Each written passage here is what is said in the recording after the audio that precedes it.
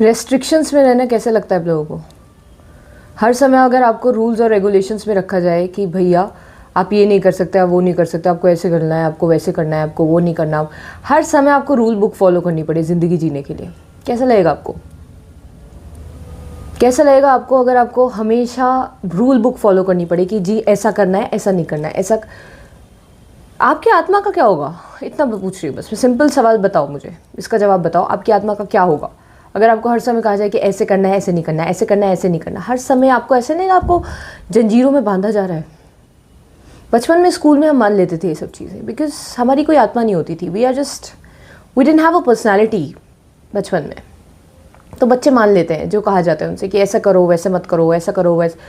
लेकिन जब आप बड़े हो जाते हो तो आपकी एक अपनी पहचान होती है, आपकी अपनी एक आत्मा डेवलप हो जाती है। उसकी अपनी पसंद और नापसंद है, उसकी अपनी एक पर्सनालिटी है, एक खूबियाँ हैं जो वो दे सकता है। लेकिन अगर आप उसे अलाउ ही नहीं कर रहे हो उस सिस्टम में कि आप ये नहीं दे सकते हो, और वो थोड़ा आज़ाद रहना पसंद करता है, तो क्या होगा उस आत्मा का? मेरा यही केस है। बचपन से मुझे हमेशा से रूल बुक के हिसाब से चलाया गया।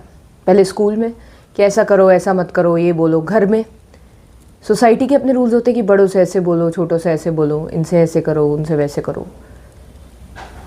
मुझे हमेशा चलाया गया भेड़ बकरियों की तरह। जैसे भेड़ बकरियों को डंडा मार मार के चलाया जाता है, ऐसा लग रहा था मेरा भी कुछ ऐसी हाल है।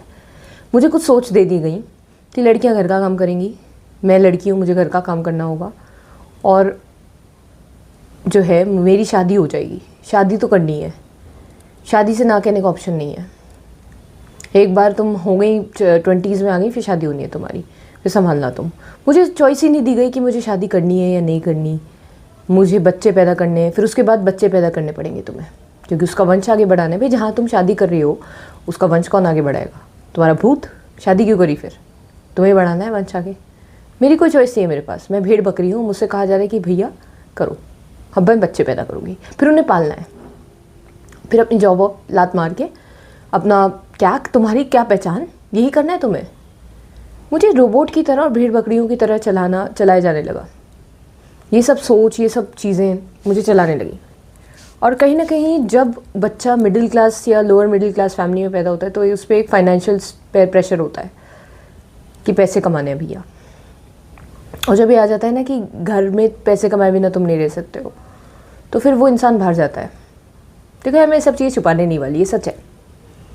मैं एक नाटक नहीं करने वाली कि मैं बहुत रईस ख़ानदान से नहीं हूँ यार।